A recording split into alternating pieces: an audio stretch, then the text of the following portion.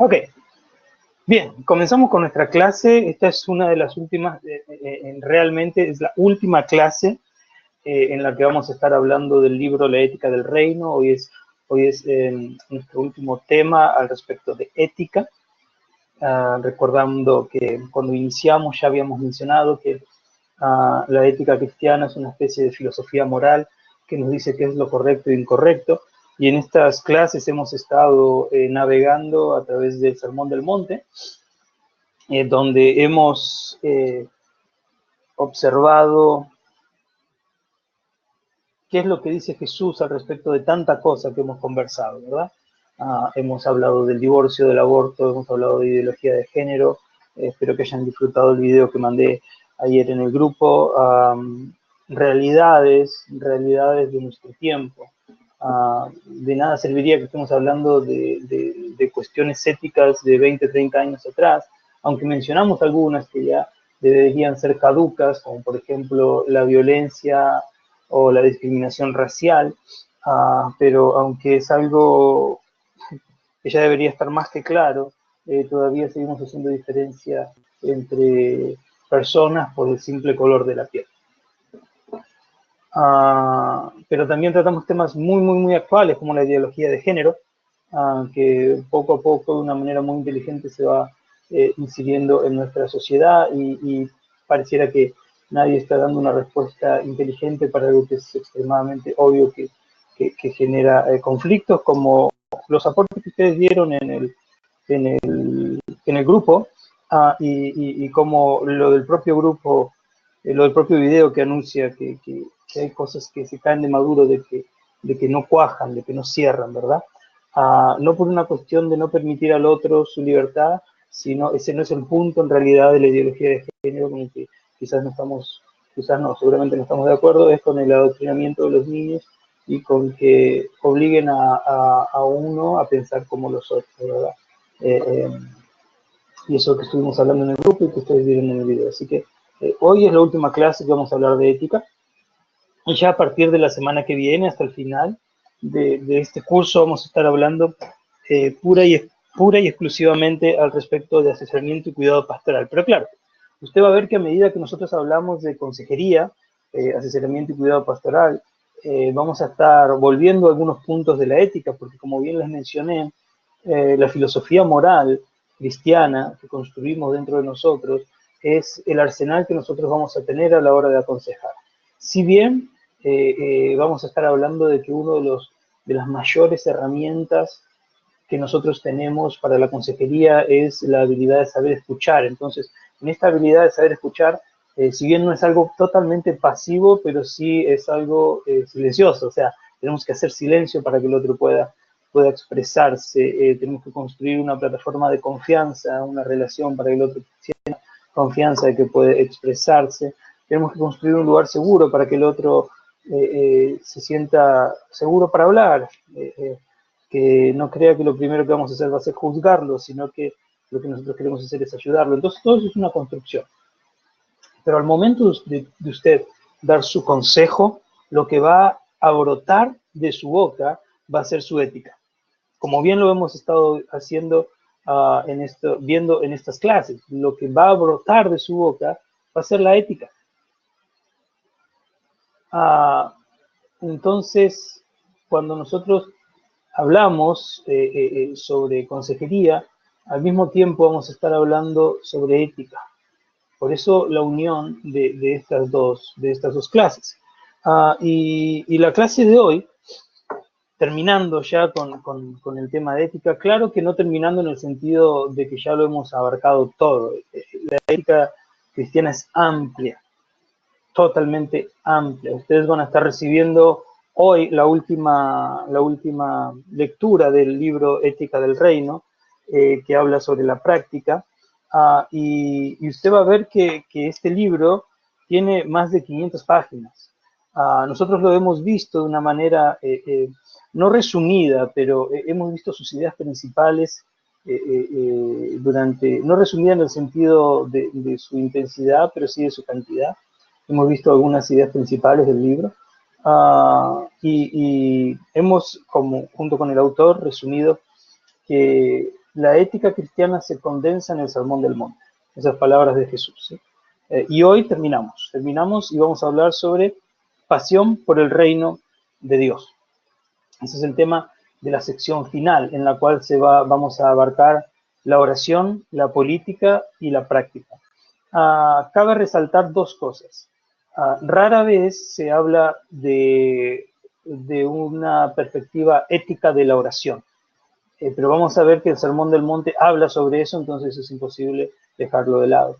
Lo segundo que quiero aclarar antes de comenzar es que cuando hablamos de política, tenemos que saber diferenciar entre la política institucional y la política orgánica. La política institucional es las campañas políticas, ¿verdad? Las posiciones de Estado y tanta cosa. La política orgánica es el bien común, es el deseo de uno por el bien común. Eso es en realidad la definición más básica de política. Por eso que de ahí deriva los políticos que supuestamente tendrían que trabajar por el bien común, no por el beneficio propio, sino por el bien común. Entonces, por eso se cataloga cuando el político, el que tiene una posición de poder en el Estado, no trabaja para el pueblo, sino que trabaja para su propio beneficio, implica corrupción. Corrupción de un principio, ¿cuál? El bien común. Es básicamente esto. Entonces, y lo último, que es la práctica, es el trabajo que ustedes van a tener que hacer para la próxima semana. Volvemos a los reportes llanos. Yo estaba pensando quizás pedirles un trabajo de qué es lo que piensan de ideología de género, pero creo que la discusión en el grupo fue más que suficiente para el tema. Ok, entonces comenzando, tenemos aquí en el libro este tema, y esta es nuestra última clase, como bien les decía, de ética, donde hablaremos sobre la oración y la actividad política como prácticas que reflejan una pasión por el reino de Dios. Al hablar de ética es común hablar de la política en la vida pública, pero pocas veces de la oración. Demostraremos cómo tanto la oración y la política están presentes en el Sermón del Monte. Esto un poquitito ya se los había adelantado, así que permítanme avanzar. La sección que vamos a estar tocando al respecto de la oración es Mateo 6, 1, 7, 8. Dice, guardaos de hacer vuestra justicia delante de los hombres, para ser vistos de ellos. De otra manera, no tendréis recompensa de vuestro Padre que está en los cielos. Y orando, no uséis vanas repeticiones como los gentiles que piensan que por su palabrería serán oídos. No os hagáis, pues, semejantes a ellos, porque vuestro Padre sabe de qué cosas tenéis necesidad, antes que vosotros las pidáis. Permítame, que creo que usted no está viendo. Ahora, dígame si ahora sí está bien, hermano. Tendrían que estar visualizando el texto.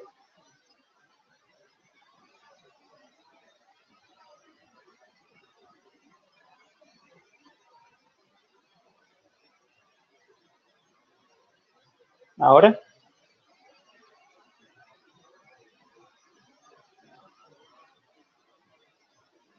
Ya deberían estar viéndolo, ¿verdad? Perfecto.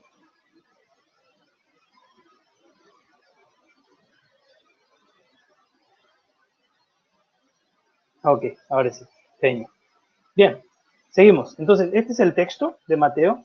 Y acá hay una clara línea de pensamiento que Jesús postula. Y es la que separa lo que es público de lo que es privado. Lamentablemente, ¿no? Hoy nosotros vivimos, como yo les mencionaba al inicio de nuestra clase, una sociedad más estética que ética, ¿verdad? Recordando que la ética son los valores interiores y la estética es lo que se visualiza como respuesta de esos valores interiores. Pero hoy por hoy estamos más interesados en vernos bien de en que sentirnos bien.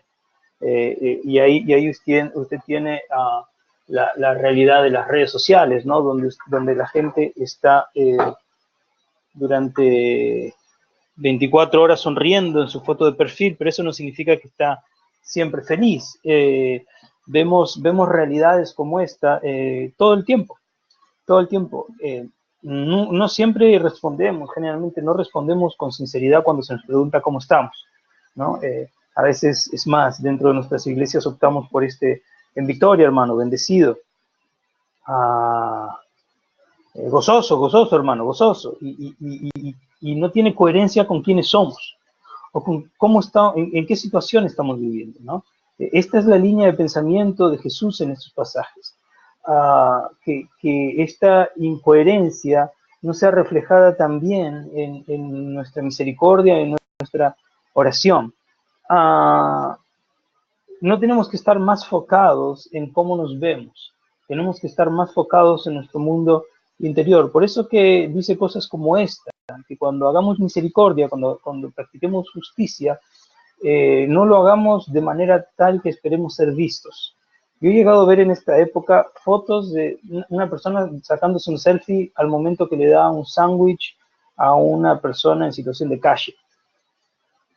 Yo he llegado a ver fotos, y yo soy misionero, y a veces se me pide fotos de mi trabajo, ¿verdad?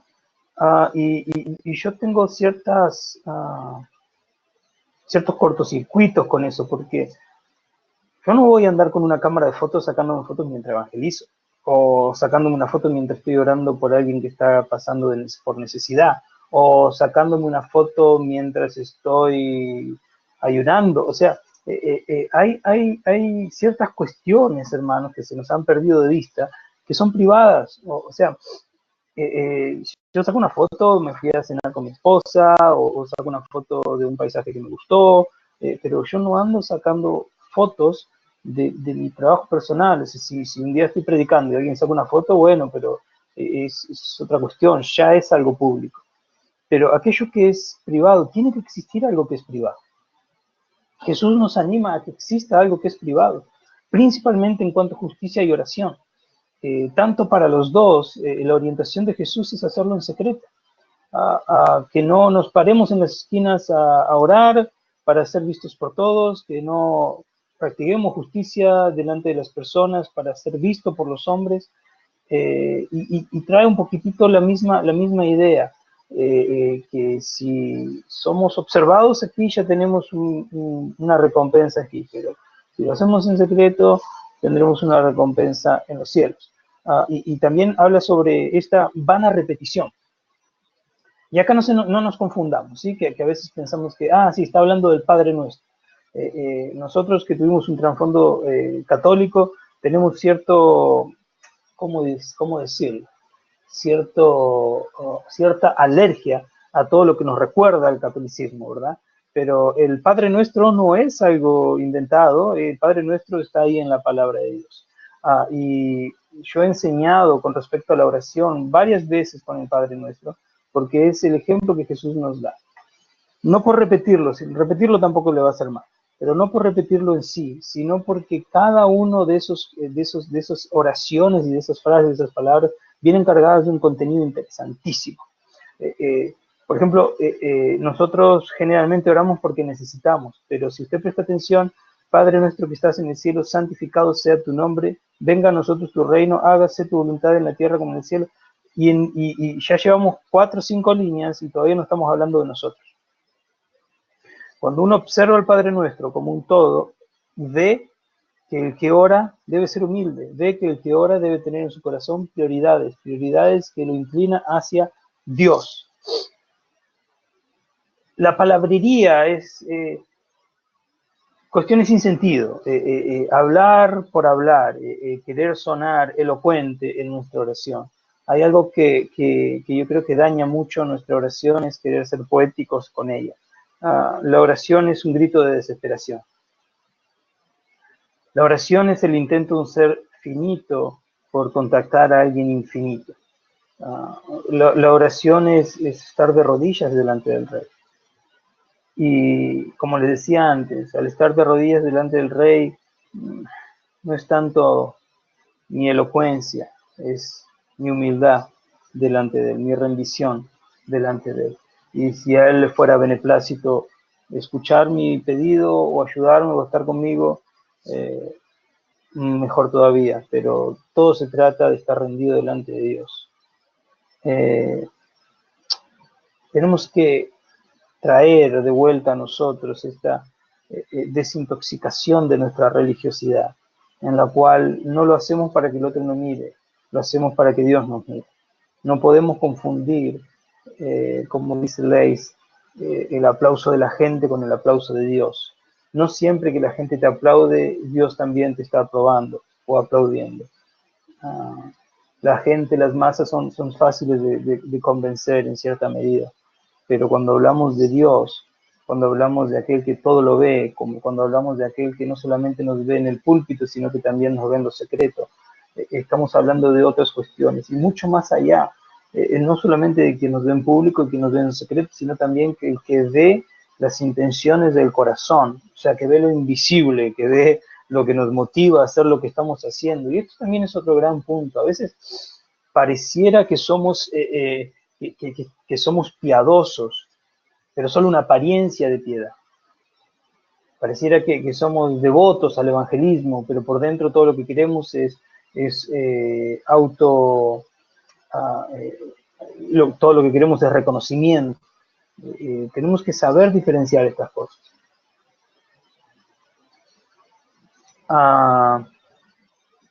Bill Graham en el manifiesto de Modesto, estando en Modesto, California, observó que muchos de los evangelistas caían y la mayoría no continuaba con un ministerio sólido, y llevó todo su equipo a hacer un análisis de por qué esto sucedía, ¿no?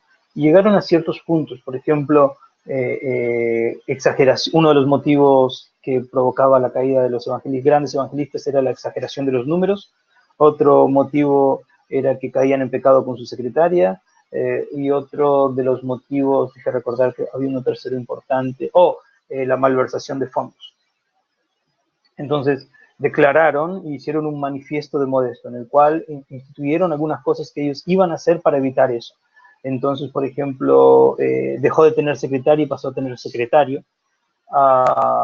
Dejaron de hablar de números, estaba de alguna manera prohibido decir, se convirtieron 100.000, se convirtieron 200.000, ni para exagerar ni para disminuir, lo habían sacado de su agenda, ya no vamos a hablar de números. Y lo siguiente es que él estaba desconectado del área financiera. Porque muchas veces podemos estar encima de un púlpito y podemos parecer grandes hombres de Dios, grandes mujeres de Dios, pero estar teniendo una vida que se cae a pedazos. Y eso es lo que pasa, ¿no? Obviamente que las cosas no inician grandes, pero inician en algún punto, pequeñas, con alguna sonrisa, con la secretaria, con algún dólar extra que agarro que no debería estar agarrando, vamos a redondear hacia arriba, vinieron 10, pero vamos a decir que vinieron 100, y todas estas cosas, ¿no? Que al fin y al cabo todas apuntan a esta, si usted presta atención, esta última que estamos mencionando, apunta a esta, a ser visto por los hombres. ¿Por qué yo digo? Se convirtieron 300 personas cuando se convirtieron 40 personas?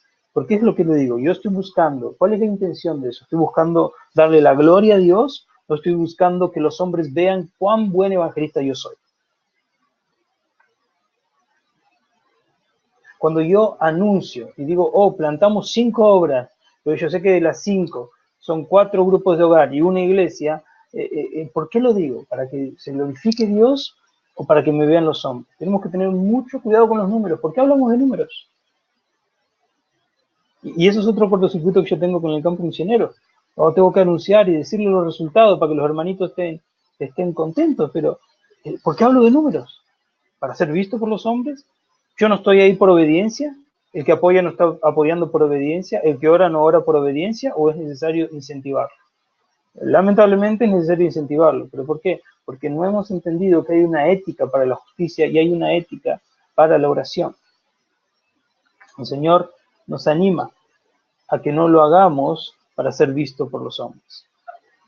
Al estudiar a Jesús y el Sermón del Monte resaltan algunos problemas para la ética actual que de otra manera podrían ser pasados por alto. La oración es un excelente ejemplo para esto. Difícilmente hay otro asunto tan olvidado en la ética como la oración. Y claro, que no podemos esperar que los libros de ética seculares toquen este tema, obviamente.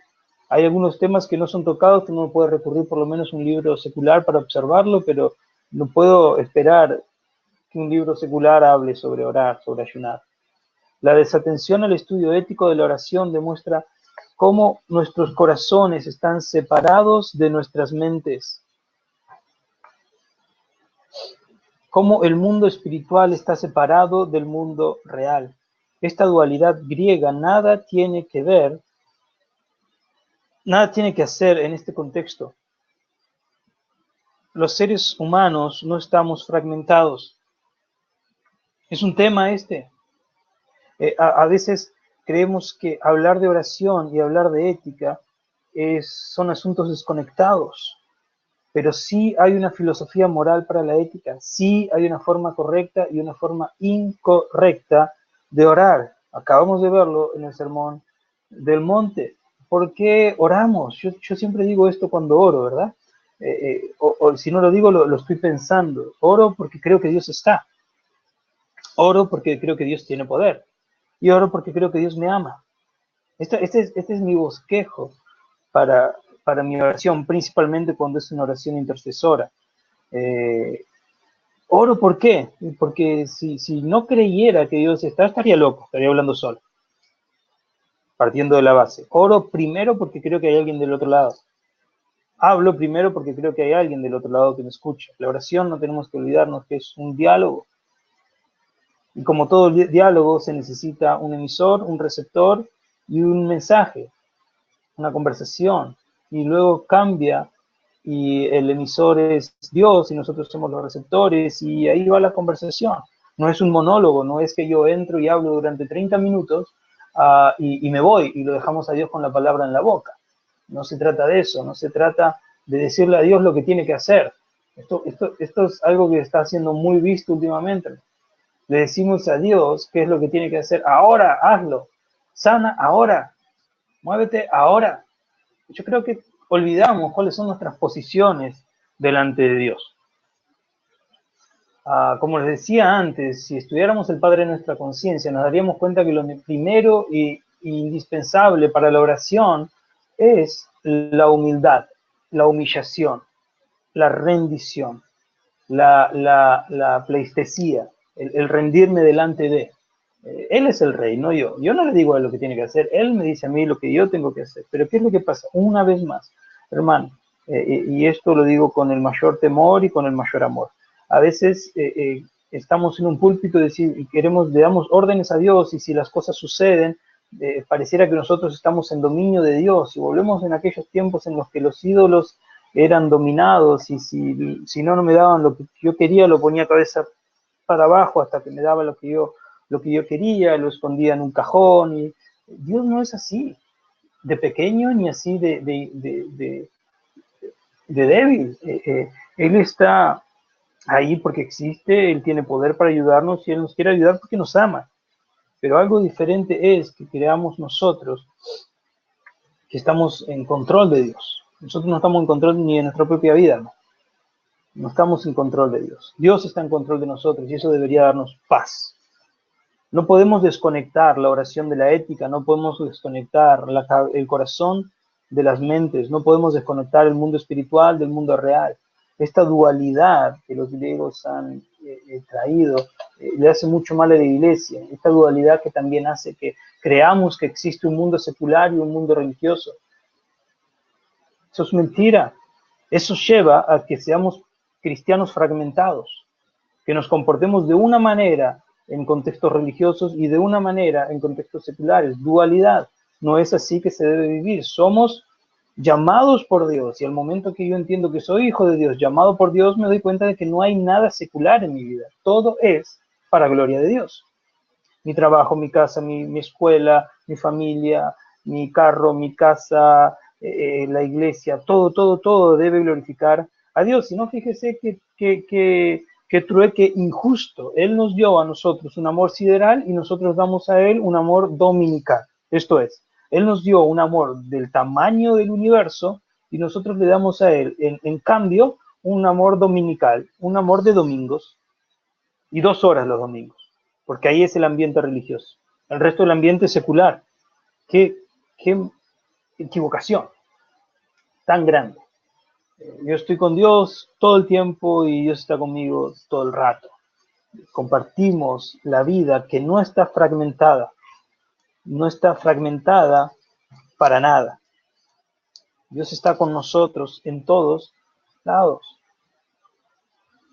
La práctica de la justicia, como bien les decía, está presente en esta sección. Esta sección encierra 4 enseñanzas paralelas que tienen que ver con las obras de misericordia, en el versículo 2 al 4, la oración, versículos 5 al 8, el ayuno, versículos 16 al 18. De estas 3, la oración presenta una segunda parte, por eso son 4, que se expande hasta la famosa oración del Señor, en Mateo 6, del 9 al 13, y su comentario sobre su énfasis en el perdón, en Mateo 6, 14 al 15. La introducción del texto es también la tesis de la justicia. Guardaos de hacer vuestra justicia delante de los hombres, para ser vistos de ellos. De otra manera, no tendréis recompensa de vuestro Padre que está en los cielos. Como bien les mencionaba, esta es la línea de pensamiento. ¿Quién quiero que me recompense? ¿Dios o los hombres? Esa es una pregunta candente en cuanto a él. ¿Quién quiero que me recompense? ¿Dios o los hombres? Luego de esto, Jesús procede a considerar las 3 principales pilares de la piedad judía. Estos son la oración, el ayuno y las obras de misericordia. La oración, el ayuno y las obras de misericordia. Entonces, la conducta en cuanto a la oración, la conducta en cuanto al ayuno, la conducta en cuanto a las obras de misericordia, son guiadas por esta tesis de la justicia. ¿Quién quiero que me recompense? Si lo hago para ser visto, soy recompensado por los hombres. Si hago para glorificar a Dios, soy recompensado por Dios. Y esto es muy fino, hermano. Muy, muy fino, porque el único que puede saber esto soy yo y Dios. No hay otro que pueda saber. Porque yo puedo hacer de cuenta que estoy haciéndolo para glorificar a Dios, pero soy intencional en que me vean. Y digo, no, me vieron de casualidad, pero mi intención era que me vean. Entonces, ¿dónde radica todo esto? En lo que yo les decía anteriormente. Dios nos ve en lo público, Dios nos ve en lo privado, pero aún más allá, Dios ve la intención del corazón. Por eso que existe esa discusión en la palabra de Dios, discusión o diálogo, en la que Jesús, a un grupo de personas se acercan a Jesús y le dicen, no, en tu nombre hicimos esto, en tu nombre hicimos aquello, y Jesús, ¿qué les dice? Apartados de mí, nunca os conocí. ¿Cómo puede ser, hermanos, si usted considera ese pasaje, que alguien se pare en una plaza a predicar el Evangelio y Jesús no lo esté viendo? ¿Cómo puede ser que alguien sea pastor y Jesús no lo esté viendo?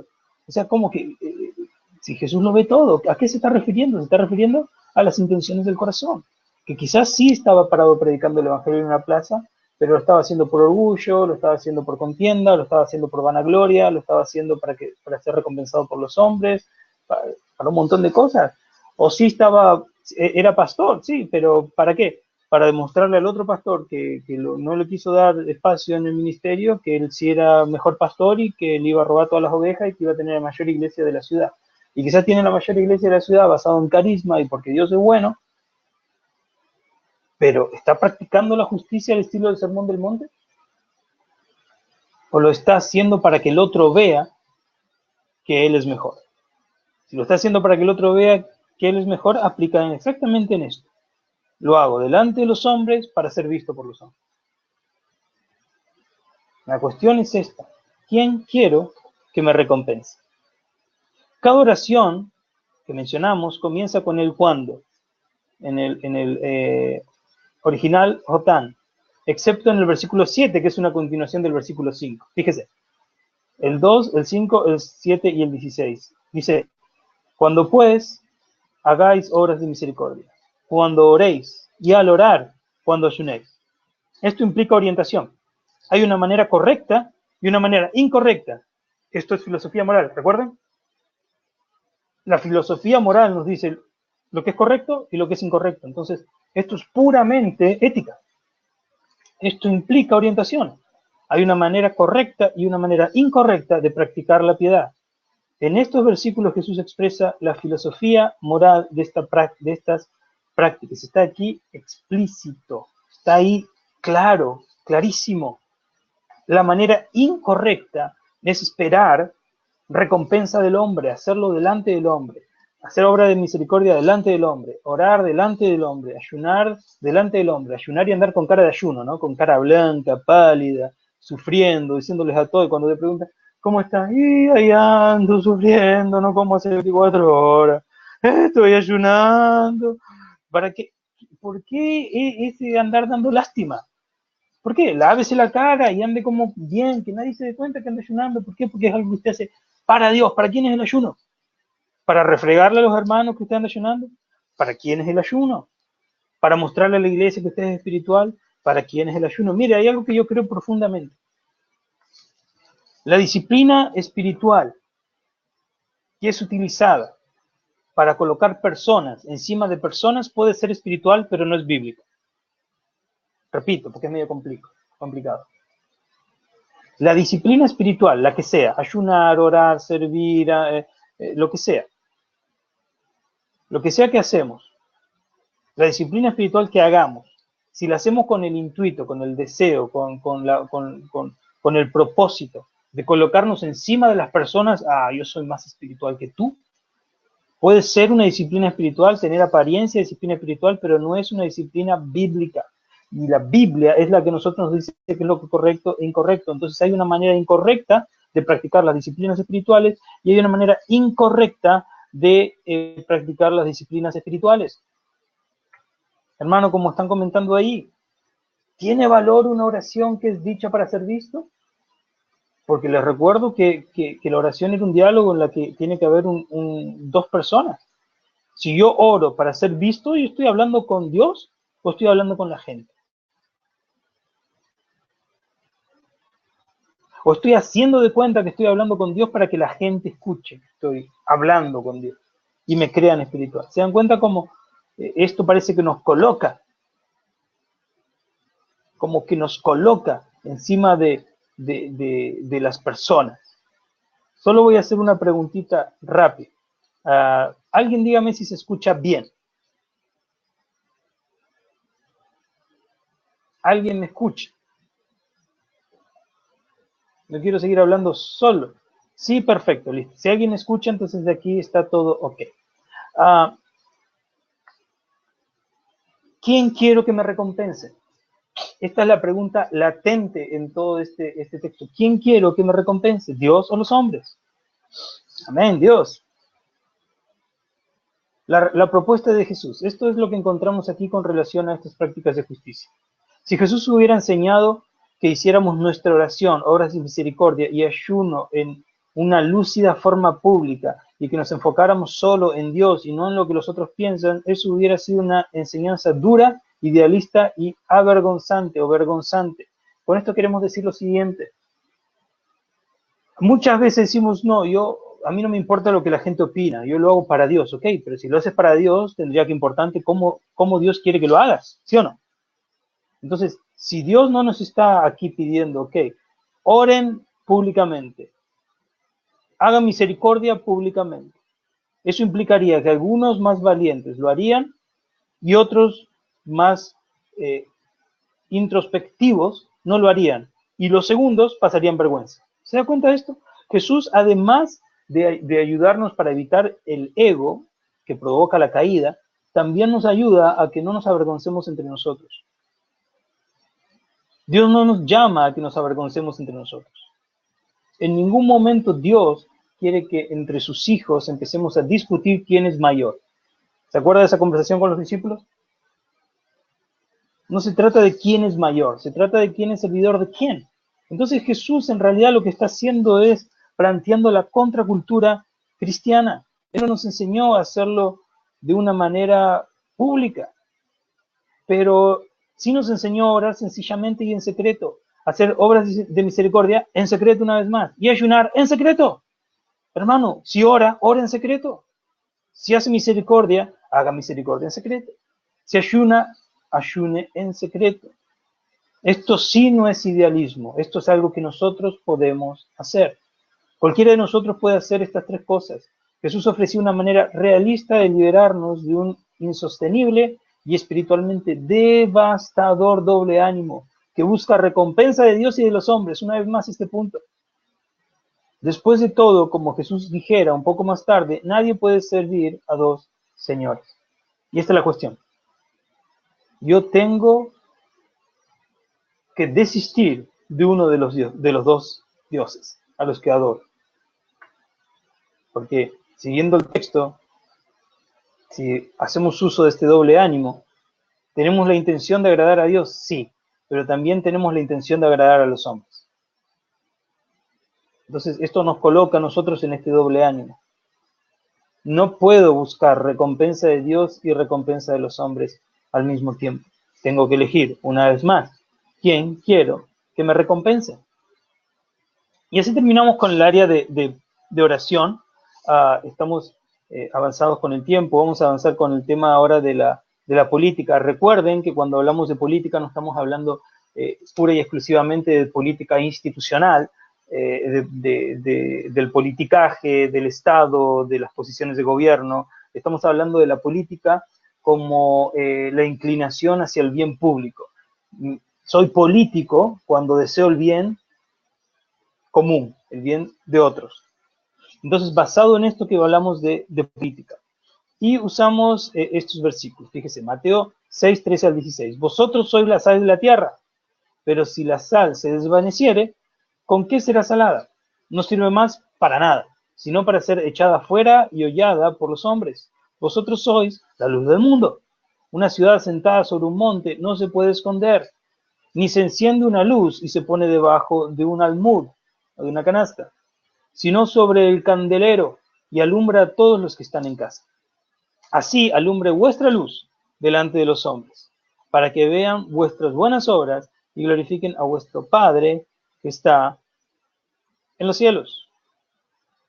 Y el 7, 6 y 12 dice, no deis lo santo a los perros, ni echéis vuestras perlas delante de los cerdos, no sea que las pisoteen y se vuelvan y os despedacen.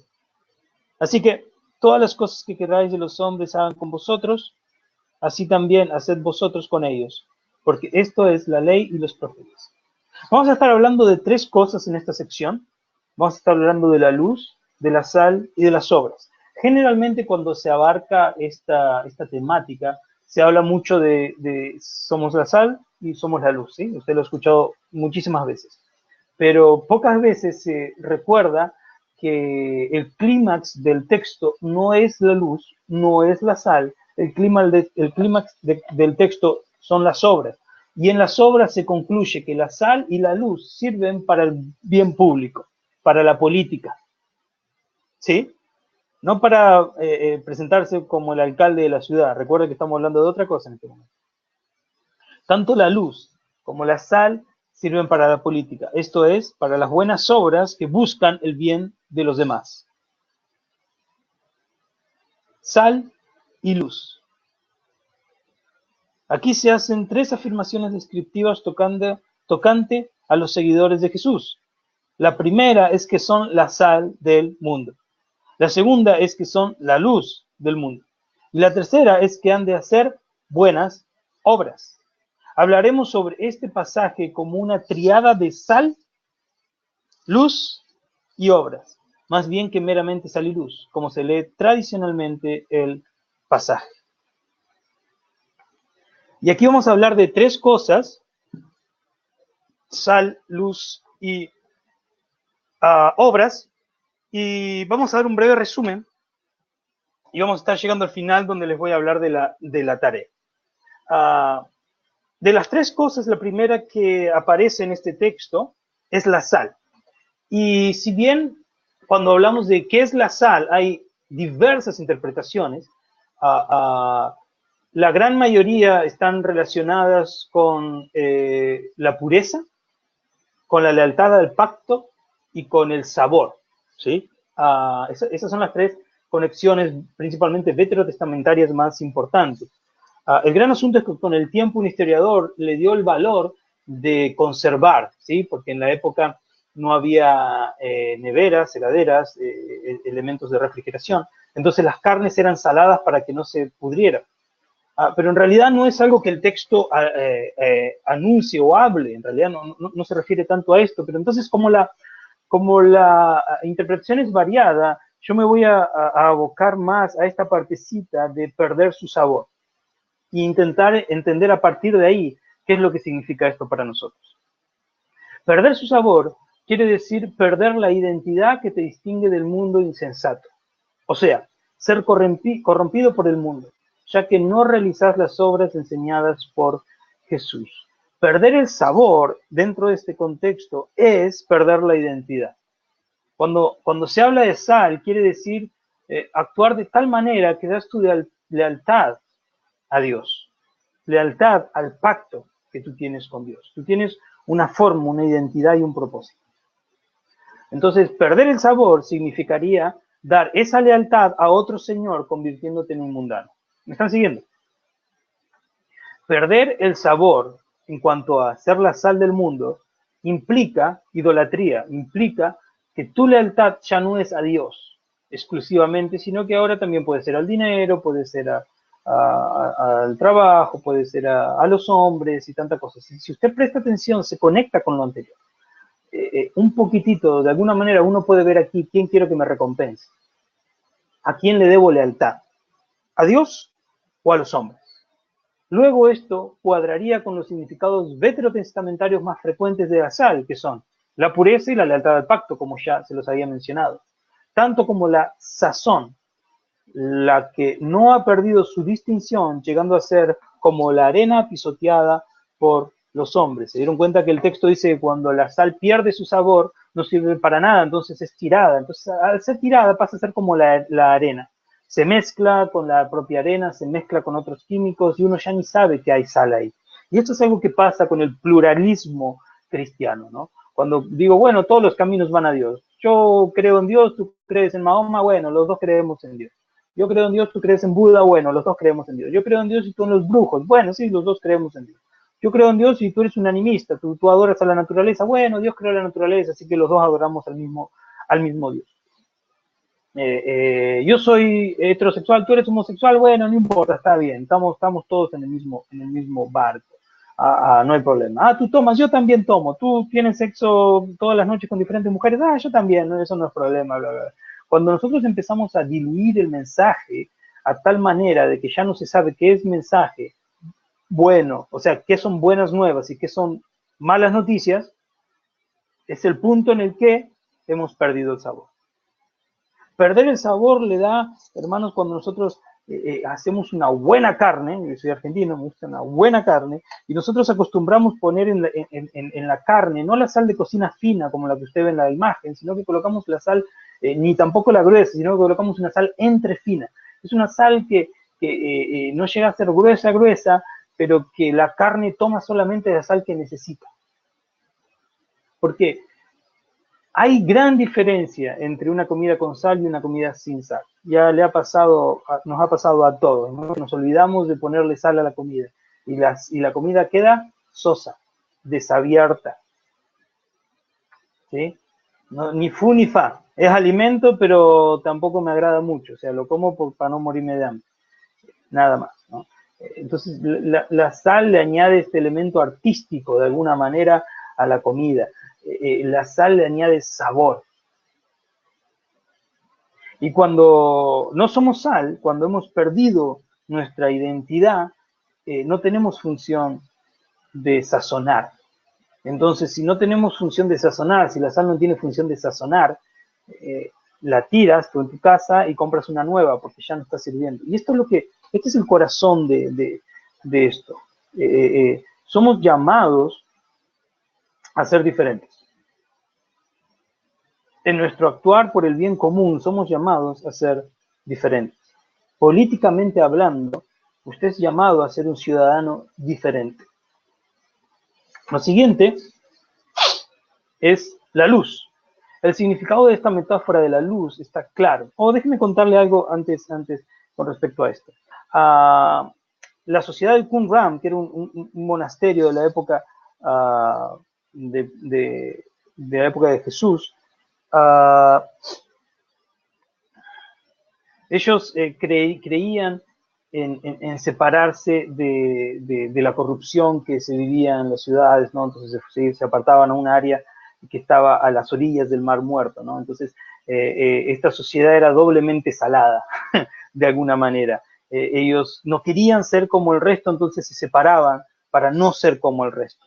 Y como estaban a las orillas del Mar Muerto, todo en esa región es extremadamente salado, ¿no? Entonces es una comparación interesante, por eso la recordaron en este momento, con respecto a la sal, pero con respecto a lo que es ser luz también, porque nosotros vemos que esta sociedad del Qumran se separaba para ser diferente, pero no es lo que podríamos entender si solamente entendemos el concepto de sal, pero Jesús coloca el concepto de sal al lado del concepto de luz, y el concepto de luz nos invita no a separarnos, el concepto de luz nos invita a estar presentes. El significado de esta metáfora de la luz está claro. Dos imágenes particulares de la luz se usan en este pasaje. La primera tiene que ver con las famosas ciudad asentada sobre un monte, una imagen bastante convincente. La segunda es la imagen de una lámpara sobre el candelabro de un hogar. En ambos casos Jesús dijo lo obvio, que la luz penetra la oscuridad y no puede ni debe esconderse. De otra manera se pierde el propósito de la luz. ¿Se da cuenta cómo estas dos ideas se conectan? Uno también podría decir que la sal, para tener sentido de ser, tendría que estar en aquello que debe ser salado, ¿verdad? Pero esta idea de la luz completa, porque la sal si bien puede estar en un salerito y estar separada, pero la luz no tiene como ser contenida, a menos que sea escondida. ¿Se da cuenta? Yo puedo intentar esconder la luz, pero Jesús me está hablando que la luz tiene que ser como una ciudad que está sentada en un monte, o sea, que es observada, visible de todos lados. Es como una luz que yo pongo bien alto en mi casa. Hoy por hoy ya no tenemos candelabros, pero tenemos luces, ¿no? ¿Y dónde ponemos las luces? No debajo de los escritorios, no debajo de los electrodomésticos. Colocamos la luz bien alto, ¿para qué? Para que todo el cuarto esté iluminado. Nosotros necesitamos de la luz para desempeñarnos. Yo estoy aquí en este cuarto y tengo la luz prendida y puedo observar, puedo ver dónde está mi computadora, dónde está mi material, dónde están mis apuntes, dónde está mi agua. Puedo observar aquí alrededor mío, puedo ver qué hora es, cuánto nos falta para terminar. Yo soy informado a través de eso. Y nosotros somos llamados no solamente a ser diferentes, sino que también somos llamados a ser cercanos. No solo somos llamados a ser diferentes, sino que somos llamados a que esa diferencia transforme al mundo. Se dice mucho, quizás por aquí por Estados Unidos, esta frase en las iglesias hoy por hoy, ven tal cual eres. Pero el gran asunto es que eso es incompleto. Ven tal cual eres, claro, pero no te quedes tal cual eres. El Señor tiene el propósito de cambiar nuestras vidas. El Señor tiene el propósito de transformarlo todo en nosotros. Entonces, la luz, en esta metáfora, es directo. La luz penetra la oscuridad. Entonces, como penetra la oscuridad, no puede, no debe y no va a esconderse. Si la luz se esconde, pierde su propósito. Y yo generalmente uso esta figura, ¿verdad? Somos la sal, somos la luz, pero a veces estamos escondidos dentro de la iglesia. Uso mucho esta figura yo, principalmente para hablar de evangelismo y misión. Hacemos convenciones de linternas, hermanos. ¿Sabes lo que es una linterna, verdad? Este dispositivo móvil para ir alumbrando. Entonces, hacemos convenciones de linternas. Estamos todos juntos con nuestras linternas. Y viene a cantar Linterna WIT y estamos todos ahí. Oh, gloria a Dios. Y viene a predicar, no sé, Linterna Luna. Y estamos todos ahí. Oh, gloria a Dios, gloria a Dios. Y un mundo fuera de ese lugar está en tinieblas, pero todas las linternas que tendrían que estar ocupadas de iluminar el mundo están todas ahí en convención. Ahí en convención hay una luz, hermano, una luz terrible. Y decimos, oh, la presencia de Dios estuvo ahí. Claro, mi hermano, la presencia de Dios está en todos lados. Dios es omnipresente. Dios es gigantesco. Dios está conmigo en una convención y está con un nepalense en el medio del Everest. Está en todo el tiempo. Dios está conmigo aquí en mi humanidad y Dios está en las estrellas siderales. Dios está. El gran asunto es que Él quiere usarnos a nosotros para que nosotros reflejemos la luz de Cristo en la vida de nuestra sociedad. No podemos estar escondidos. No estoy hablando de que no hagamos convenciones de crecimiento, de empoderamiento y bla, bla, bla, bla, bla, bla. Pero la iglesia no puede tener solamente una agenda de iglesia. La iglesia debe tener una agenda de sociedad también. Y lo último, y este es el clímax de este texto, son las obras. Usualmente la gente habla de esta enseñanza como una enseñanza doble, solamente sal y luz. Pero el clímax de toda la enseñanza se halla claramente en el último versículo, por el cual se hace énfasis sobre las obras que glorifican a Dios. Mencionar sal y luz, obviando las obras, es hacer que el pasaje tire hacia una gracia barata o a la creencia fácil de que Jesús no pide ningunas obras para que lo sigamos. El texto dice, así alumbre vuestra luz delante de los hombres, para que vean vuestras buenas obras y glorifiquen a vuestro Padre que está en los cielos. Si usted se fija, aquí tenemos la contraposición de ser vistos por los hombres. Una cosa es ser visto por los hombres para que los hombres nos vean, recuerden, intención del corazón. Yo estoy ahí para que me vean los hombres y me aplaudo de los hombres. Otra cosa es querer separarse para que los hombres no nos vean. Esa no es la idea de Jesús. Él por un lado nos dice, hagan justicia de una manera secreta para que los hombres no los vean. Pero por otro lado nos dice, cuando alumbren esa luz, para que vean vuestras buenas obras y esas buenas obras glorifiquen a vuestro Padre que está en los cielos. Ahora sí, con la intención de que Dios sea glorificado. Pero es muy fina esta línea, hermanos, muy fina. Podemos caer en una gracia barata, podemos caer en una creencia fácil, podemos caer en una vanagloria, en un orgullo, podemos caer y caer y caer. Pero todo va en quién quiero que me recompense. Si yo lo hago para Dios, si Dios me está pidiendo que lo haga delante de los hombres, lo hago, pero lo hago para glorificación del nombre de Dios. Y como resumen, esto es el resumen de la parte de política. Hemos argumentado que la enseñanza sobre sal, luz y obras, encontrada en Mateo 5, tiene el siguiente significado esencial, y estos son los tres. Primero, sabor a sal. Quiere decir ser una comunidad distinta del mundo, o sea, no conformada al mundo, no a la manera del mundo, no en el sistema del mundo, a la manera del mundo, ¿verdad? Dos, luz. Significa ser una comunidad solícita, que no se retira del mundo, sino que más bien sirve a toda la familia humana, llamando a los de afuera y a los cansados, llevando la luz a todos los lugares oscuros habitados por los marginados y los miserables de la tierra. Y la tercera, obras, o sea, ser una comunidad hacedora de discípulos que cumple con los mandatos de Cristo por una obediencia gozosa, no por una obligación penosa, sino por una obediencia gozosa. Como tal, y únicamente así, puede la iglesia ser un participante útil en la actividad de Dios que construye el reino de Dios entre nosotros. La manera para construir el reino de Dios entre nosotros junto con el Señor es manteniendo nuestro sabor a sal, iluminando y practicando, obrando en obediencia gozosa a los mandatos de Jesucristo. Amén, hermanos. Eso fue el contenido de hoy. Ya voy a abrir para algunas preguntas. Quisiera primero decirles rápidamente lo del reporte.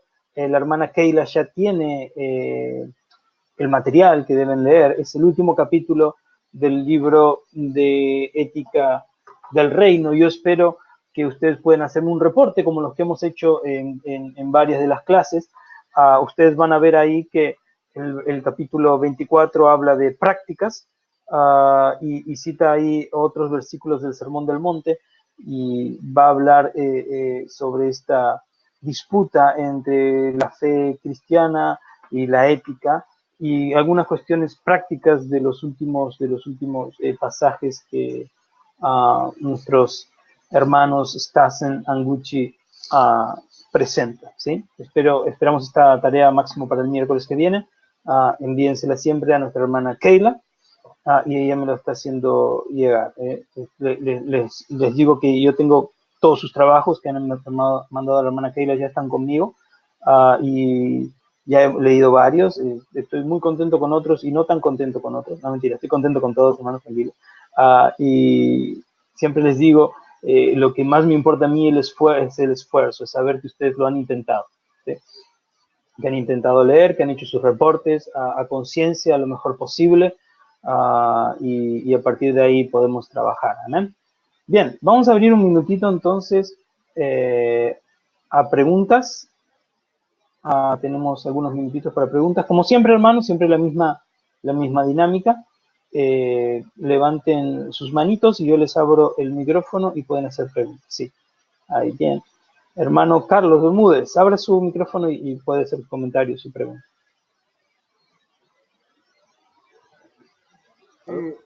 Aló, buenas noches. Dios le bendiga, profesor Juan Elisei. Aló, mi hermano, ¿cómo está? Por aquí le habla el hermano Manuel, cubano, pero ya radicado aquí en Venezuela. Estamos aquí, bueno, yo y el hermano Abednego y Carlos, el pastor de nosotros. Agradeciendo a Dios que bueno, que hoy podemos tener internet para escuchar las clases que son de gran profundidad y uno, vaya, cada día se sorprende más.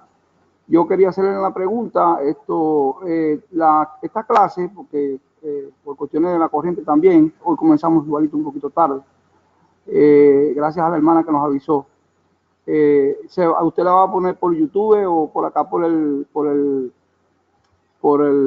WhatsApp, hermano Juan? Sí, mire, quien coloca siempre, nuestro hermano Phil, es la clase en YouTube.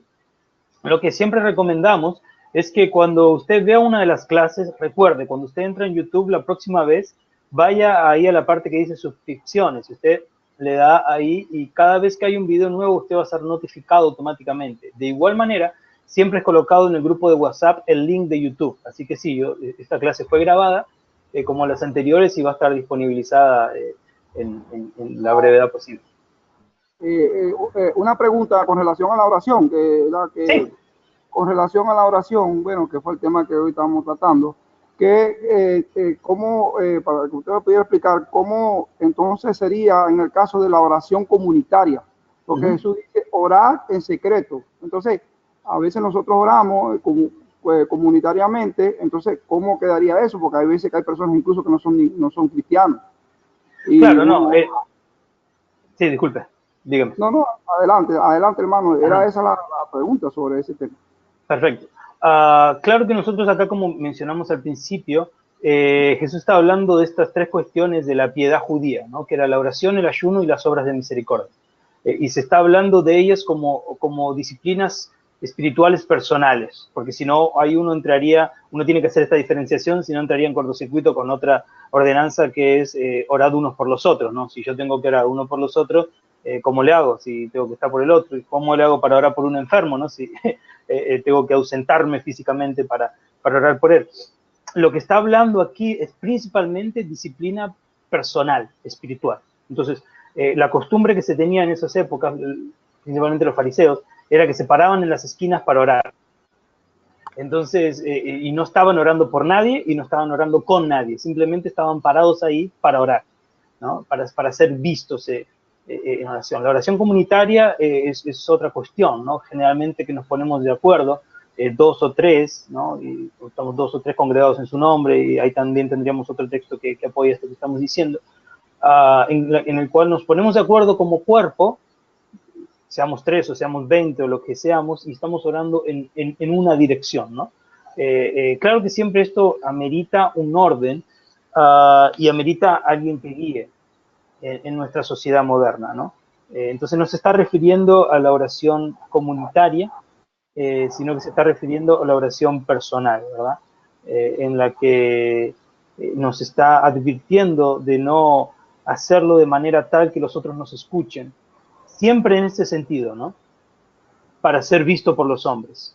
Si nos escuchan porque nos escuchan, bueno, está bien, pero si yo levanto la voz, no sé si usted ya ha visto casos así, ¿no? Que alguien levanta la voz solamente para aparecer, ¿no? Para ser escuchado, ¿no? No necesariamente porque tenga que levantar la voz para que Dios lo escuche, ¿no? Porque Dios no anda sordo hoy, anda bastante bien de oído, pero sino que se nota que hay algo más, que no es una pasión, que no es algo que que hay un fuego adentro, por eso está encandecido el hermano, está orando fuerte, no, sino que hay algo interior que lo está haciendo para que los hombres lo vean y digan, wow, mira cómo este hombre ora, ¿no? La diferencia está ahí, en este punto. Cuando Jesús está hablando de la oración, el ayuno y las obras de misericordia, se está refiriendo a un contexto de la piedad judía, en la cual los fariseos tenían la costumbre de orar en voz alta en las esquinas. Ok, bueno, mira, es una tremenda aclaratoria, porque bueno, a veces venimos de las iglesias, o sea, un poco conservadoras, y entonces ahí habían problemas, y qué bueno que nos podemos preparar con personas así capacitadas. Dios les siga bendiciendo, Pastor, Pastor Juan, y qué bueno que el Señor nos va educando, y acabo de aprender eso, que por qué oraban así. Entonces era que no tenían propósito la oración, sino que era para que lo vieran. Exacto. Un millón de gracias, lo de Jesús, por ustedes, y bueno, seguimos acá estudiando y preparándonos. Gracias, Juan. Amén, mi hermano. Gloria a Dios. Dios los bendiga. Bendiciones ahí a todos. Bien. Tema interesante este. Amén, hermano. Voy a hacer un estudio del Padre Nuestro en días bien interesante.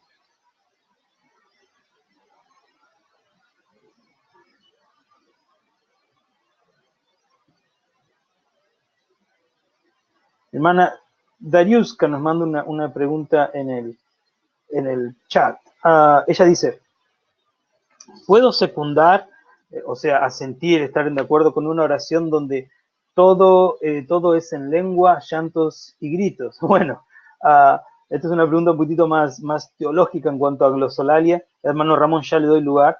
Bien, cuando nosotros hablamos del hablar en lenguas para el pueblo pentecostal, hay dos direcciones bastante interesantes, ¿no? La primera es que si hablo en lenguas y no hay interpretación, el consejo bíblico, una vez más, es hacerlo en secreto, ¿no? Para que sea para mi edificación. Ahora, si lo hago en público, tiene que haber interpretación. Eso es claro. Si lo hago en público, tiene que haber interpretación. Y al haber interpretación, yo puedo secundar porque estoy entendiendo. Y ahí que uno entra, hermana, y yo siempre digo esto, lo que nosotros enseñamos nunca lo decimos para que ahora digamos, sí, porque ellos así hacen los hermanos en la iglesia, son unos desubicados, tienen que arreglar sus cosas con Dios, están mal y bla, bla, bla, bla. No lo hacemos para eso. Pero sí tenemos que decir que muchas veces el llanto y el grito es una expresión de desesperación real, de mi convicción de pecado, de mi situación triste y profunda por la que estoy atravesando, y en otros momentos es una costumbre en la cual oramos profundamente y gritamos y no estamos prestando atención lo que estamos diciendo ni por qué estamos clamando. Yo lo comparo con, a veces yo doy clases y últimamente me han pedido unas clases un poquitito largas por cuestiones de tiempo, me han pedido que dé algunas horitas de clase en una iglesia y tenía un muchacho que estaba sentado cerca de mí y asentía todo con su cabeza, ¿verdad? Y asentía, y yo en un momento le hice una pregunta, ¿no? Ya que estaba sintiendo, le digo, sí, ¿no? Es verdad, ¿no? Y quise conversar con él, y él estaba más dormido que despierto, era una reacción de tanto estar adentro de la iglesia, de estar asintiendo, de andar diciendo amén, sí, gloria a Dios, y era un movimiento mecánico. Entonces, yo creo que uno de los principales pretextos de Jesús con la oración también es la cuestión mecánica, la palabrería es la cuestión mecánica, ¿no? Que yo entro y ya me pongo a hablar en lenguas, que yo entro y ya me pongo a llorar, que yo entro y ya me pongo a gritar, y pareciera que me olvido que es una conversación con Dios, ¿no?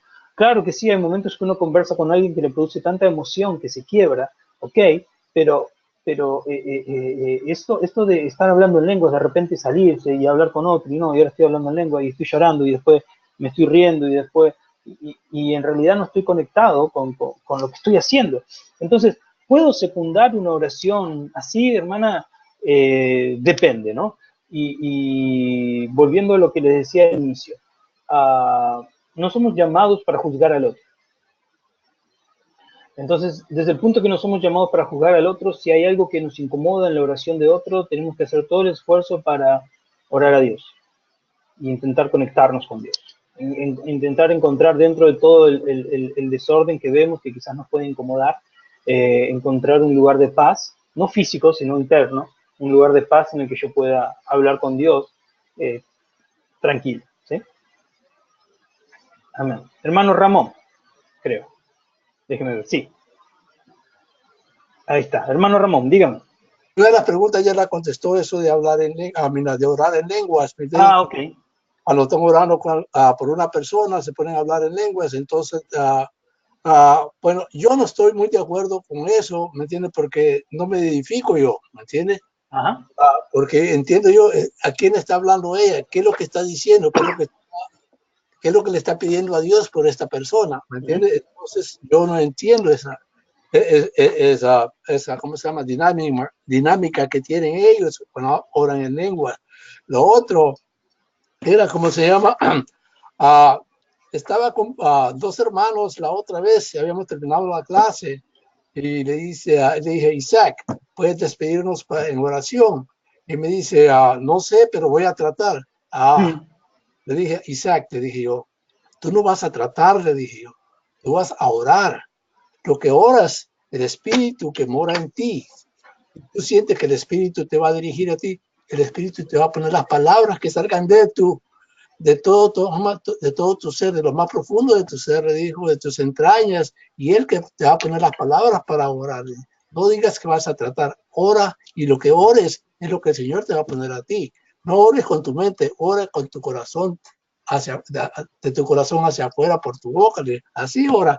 Y míreme, para no hacerla larga, el muchacho se puso a orar, y la oración que dijo fue una oración, ¿cómo se llama? Que ya le había dicho yo, no ores con palabras que tú creas que vas a tratar de sentirnos bien a nosotros, no, ora tú con las palabras que el Señor te ponga en tu boca. Y cuando oró, este muchacho se quedó muy calmado, ¿me entiendes? Porque lo que ella ha dicho, lo había dicho con el corazón.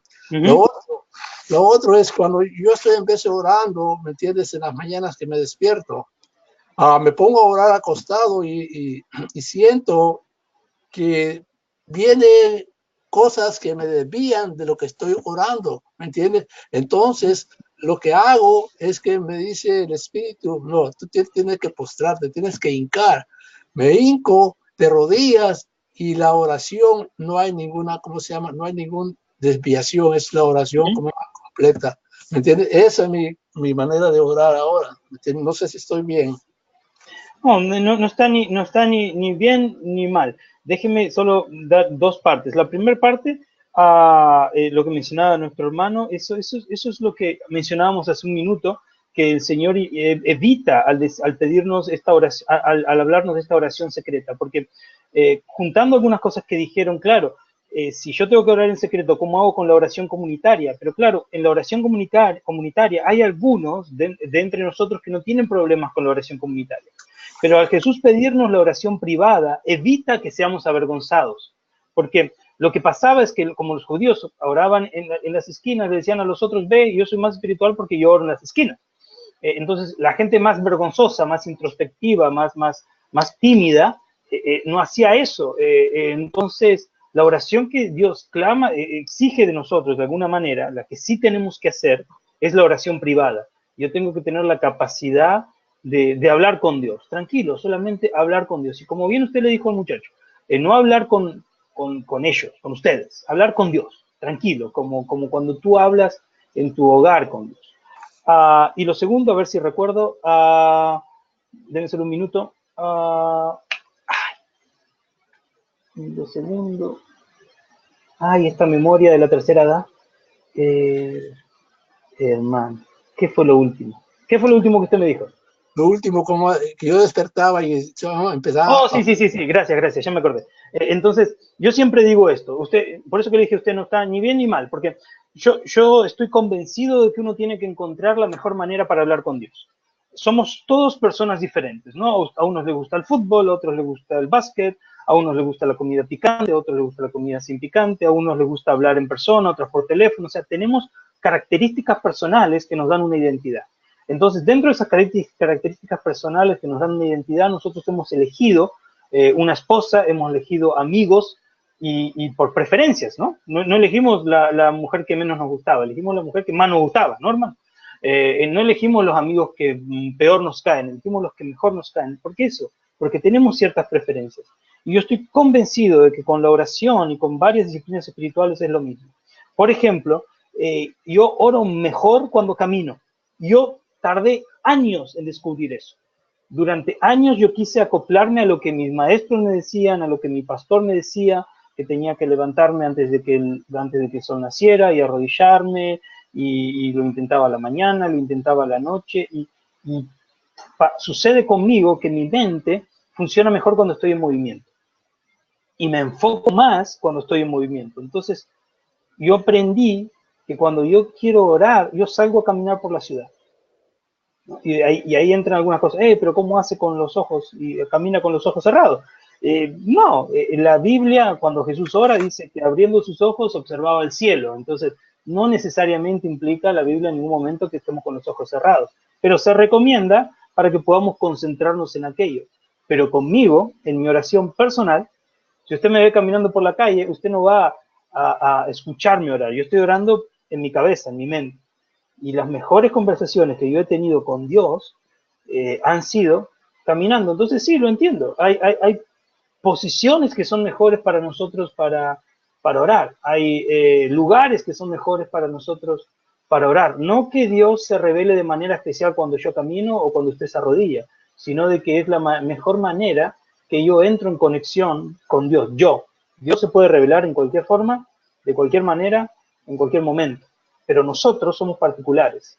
Y sí, quizás cuando usted se arrodilla, usted está más en conexión, más concentrado. Cuando yo camino, estoy más en conexión, estoy conectado. Amén. Amén. Lo otro, varón. Cuando estaba hablando usted sobre la luz, ¿me entiende? Que somos luz. Sí. Me miro en mi mente este ejemplo. Dice, por ejemplo, cuando salgo por las noches y conduzco mi coche, si yo no enciendo la luz de mi coche, okay, no penetro la oscuridad que va enfrente. ¿Me entiende? Pero cuando enciendo la luz, entonces veo yo hacia enfrente y veo lo que hay enfrente. ¿Me entiende? Y así es, pienso yo que si no enciendo las luces, puedo ocasionar tal vez un accidente, no ocasionarlo yo y que otra persona no me mire a mí, no mire que vengo en la oscuridad yo y no me mire a mí y podemos tener algún accidente. Eso me trae a mi mente sobre cuando estaba hablando de la luz. ¿Me entiendes? Sí, sí. Yo creo profundamente que, y eso es física, ¿verdad? La oscuridad es la ausencia de la luz, ¿no? Cuando la luz aparece, la oscuridad no tiene cómo resistirse. Es imposible. O sea, no existe oscuridad tan densa que la luz. Es más, mientras más densa la oscuridad, la luz con más facilidad se ve. Yo puedo prender una linterna, ¿verdad? Aquí en la ciudad. Y como hay tantas luces, ni se ve tanto. Pero si yo me voy al campo donde hay una oscuridad absoluta, voy a ser observado desde kilómetros y kilómetros. Sucede lo mismo con las estrellas. No sé si ya le pasó. Que usted está en la ciudad y ve hacia el cielo y no ve tantas estrellas. Pero si usted se va al medio del desierto o al medio del campo donde no hay ninguna luz artificial y usted observa el cielo y ve el cielo que pareciera que tiene más estrellas. En realidad el cielo siempre tiene la misma cantidad de estrellas. Lo que pasa es que donde hay más oscuridad es más fácil observar. Entonces, sí. Es muy interesante esta idea y es la más clara, ¿no? La de la sala a veces se nos pierde un poquitito, pero la de la luz es la más clara de entender.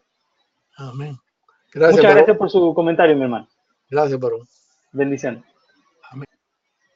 Ok, mis hermanos, entonces es todo por hoy. Espero que haya sido una bendición. Espero que hayan podido aprender y entender lo que hemos estado compartiendo. Recuerden la tarea, la hermana Keila ya tiene el material y lo va a estar mandando a la brevedad. Solamente quiero un reporte. Les pido solamente que lean el capítulo 24 del libro. No son tantas páginas. Y que, como siempre les recomiendo, fíjense si pueden tener un día para leerlo por el placer de leer, no para hacer la tarea, solamente por disfrutar la lectura, tranquilos, con un cafecito, y al día siguiente agarre el libro de vuelta y ahí sí siéntese para hacer la tarea. Lo lee de vuelta y ahí usted escribe el reporte de lectura y usted me dice ahí los puntos principales de la lectura, a qué se refiere el autor, qué versículos está citando, qué es lo que le pareció a usted. Usted me escribe ahí, y eso me hizo recordar a algo, me puede contar una historia ahí, no sea muy extenso, pero puede. Siéntase en libertad. Amén. Yo quiero saber cuáles son sus reacciones al texto. Amén, mis hermanos. Dios los bendiga. Muchísimas gracias por su atención. Hoy terminamos entonces con la área de ética y a partir de la semana que viene vamos a estar hablando de consejería cristiana, ¿sí? Asesoramiento y cuidado pastoral con el libro de Clinebell. Y vamos a estar hablando de eso hasta el final de nuestra clase. Dios los bendiga y espero que todos estén bien. Hasta la próxima clase. Bendiciones.